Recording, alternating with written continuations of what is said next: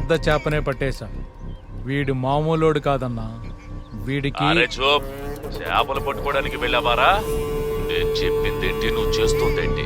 వాడు పులి పెట్టరా, పులి పెట్ట. నీకు 10 రోజులే టైం ఉంది. అలాగే అన్నా.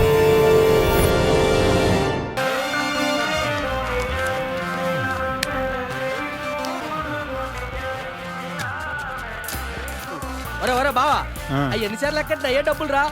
ఆ డబ్బులు ఏమో నాకు ఇవ్వచ్చు కదరా. సరేరా, మూసుకుని ముందు పాత అప్పు తీర్చు.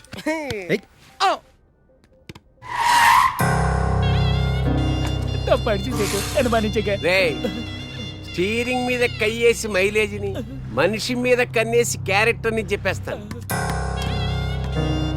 దొంగ వేషాలంతా వేసినామంటే నరాలు తీసి క్లచ్ వైర్ మాదిరి వాడేస్తాను. ఏమైంది? మీటర్ రీడింగ్ తప్పు రాసి డబ్బులు నొక్కేస్తుంది. చచ్చాడు. యారం తెలియమిలే మాణిక్యం మొదలియా పోడా ముట్టా. ఎందుకు రాదో పనులు వాడా తంబి వా.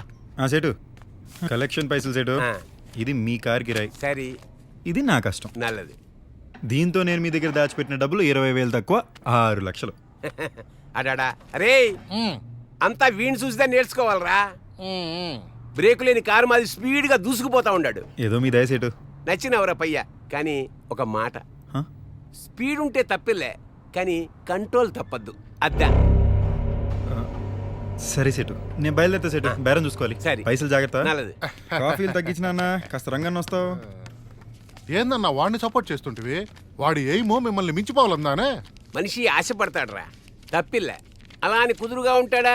ఇల్లే, కష్టపడతాడు. అలా కష్టపడ్డ ప్రతివాడు సక్సెస్ అయితే ఇండియా అంతా టాటా బిర్లాలే ఉండాలి కదా. ఉండారా? ఇల్లియే. దీన్ని బట్టి నీకేం అర్థమవుతా ఉండాది? సక్సెస్ కావాలంటే కష్టపడితే మాత్రం చాలదు. గ్రహాలు అనుకూలించవాలా, అదృష్టం కలిసి రావాలా, లక్ష్మీదేవి వరించాలా. ఇవన్నీ జరిగేసరికి వాడి తాతలు దిగి రావాలా. అప్పటిదాకా వాడి కష్టం మనకుదా కలుస్తా వచ్చేది. ఒక చిన్న డౌట్. ఏంటి? చీర బొడ్డు కింద కట్టనా కవర్ చేయనా?